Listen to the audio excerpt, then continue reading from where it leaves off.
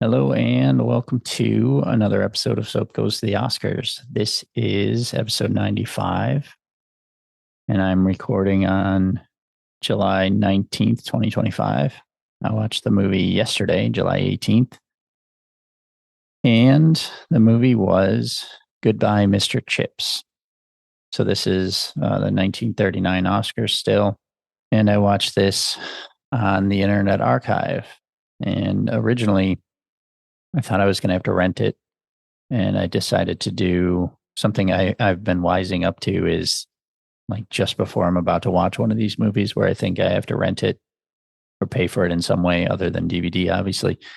I search again, and sometimes they pop up in different ways that maybe I missed before, or maybe something's changed in the time since I originally looked. But anyway, this one and another one, Ninotchka, were both available on the Internet Archive. So I was able to watch both of those there. So that was good. So that keeps my average for this one at $0 because I also watched Dark Victory, which was available for free on Fandango at home. And then I have The Wizard of Oz, of Mice and Men, and Gone with the Wind, all of which I have recorded on Hulu through HBO Max. So this might be our first $0 year. So Goodbye, Mr. Chips is a 1939 romantic drama film starring Robert Donat. I'm not sure how to say his name. Greer Garson, and directed by Sam Wood, based on the 1934 novella of the same name by James Hilton. The film is about Mr. Chipping, a beloved aged school teacher and former headmaster of a boarding school who recalls his career and his personal life over the decades. Produced for the British division of MGM at Denham Studios, the film was dedicated to Irving Thalberg, who died on September 14th, 1936, at the 12th Academy Awards. Oh, no, sorry. He did not die at the 12th Academy Awards. There was a period after 1936. At the 12th Academy Awards, it was nominated for 7 awards, including Best Picture, and Donat, for his performance as Mr. Chipping, won the award for Best Actor. At the time of its release, the picture appeared on Film Dailies and the National Board of Review's 10 Best lists for 1939 and received the Best Picture distinction in the Hollywood Reporter preview poll of May 1939. So it was nominated for Outstanding Production, Best Director, Sam Wood, Best Actor, Robert Donat, which it won, Best Actress, Greer Garson, Best Writing, Screenplay, Best Film Editing, Best Sound Recording.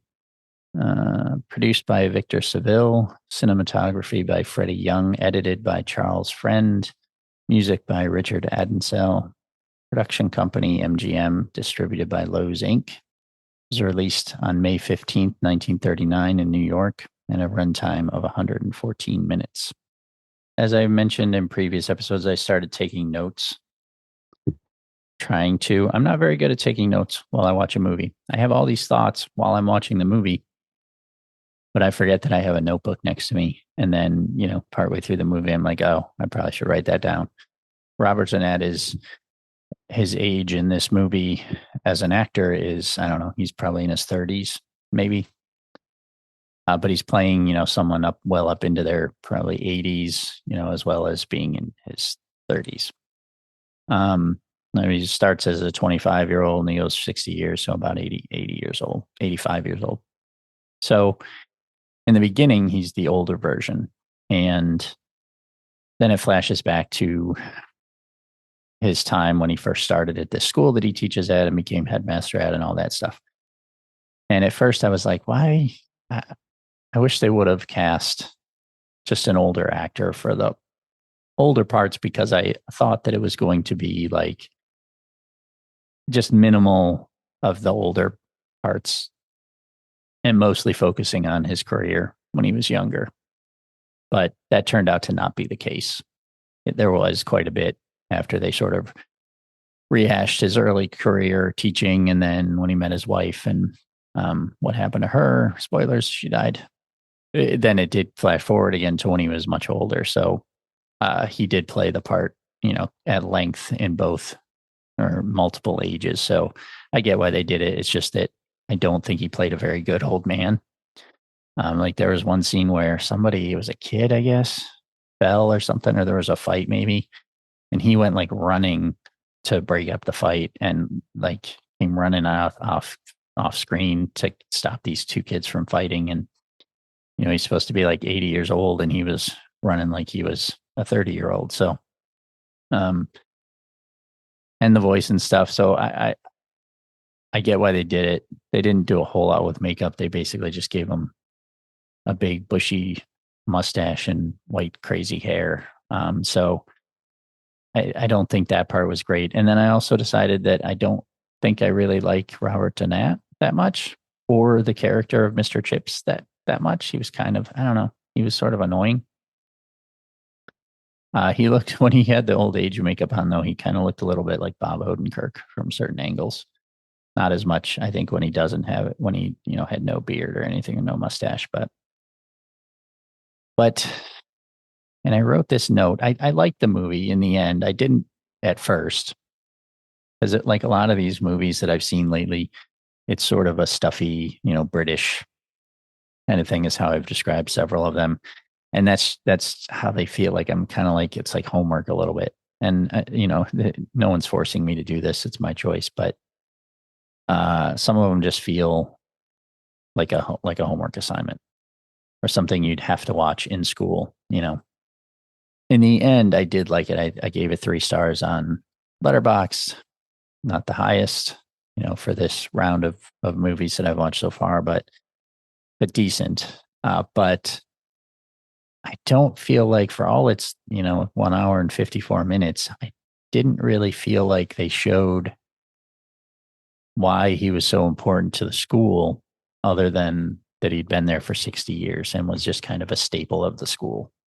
Because in one respect, this is sort of like a Lean on Me, or was the one with Edward James Olmos, whatever that one was, the sort of teacher that comes into the school and the kids are behaving badly and stuff. And this is not like it's a British prep school kind of thing. So private school. So it's not exactly like those types of movies, but when he comes in, like the kids are awful. It's his first day. They treat him like crap and everything. And the headmaster has to discipline them. And, over time, the kids grow to love him. And there's one actor that played like 5 different versions of the same kid. Basically, it was his family, a lot of the same families go to this school. So, there might be a kid you see, and his father and his grandfather all went there. And there's a hall of the school that's named after one of them. So, but there was one kid that played literally 5 different versions of the same person, like from his family. It was like Colley was the last name, and it was like James Colley, and then John Colley, and then Jim Colley the third and second and first, all that. You sort of see, because those families like probably talked about him and everything, then the kids coming in know who Mr. Chips is. And then it sort of leads into, I think what when I sort of started liking is when he, towards the end, he had expected to become headmaster at some point, and then they asked him to retire. And then when World War I started, a lot of the teachers were, as well as the students, were going off to join, and the headmaster also wanted to join. So the governors called him back to be the headmaster in the interim. And, he had to deal with announcing that students that had gone off to war died on their first day there and things like that. So it was fine, but I just didn't feel that they really showed why he was so important to this school. I think probably in the book it was a little better. I just didn't get that from the movie. And as always, I will be honest, I was a little bit in and out on this one, because at the beginning I was very bored by it right off the start, but then I did sort of get into it later. But yeah, I don't know. I don't think I love the actor, Robert Donat. I don't know if he's going to be in any more of these movies. He was in something else prior to this. He was in The Private Life of Henry VIII. He was in The Citadel. So I saw him in both of those before then. I don't think I loved him in The Citadel either. But anyway, I won't go on too much longer. I did like it in the end. I had some issues with it. Definitely not my favorite of this group so far. I still Love Affair, I really loved. Stagecoach was really good. I think I liked Wuthering Heights as well. Mr. Smith Goes to Washington was great. And the other two that I watched were pretty good too. So this has been one of the best rounds so far. And as I mentioned, all for free. So that's about it for this one. I'm going to move on to the next, and I'll see you next time.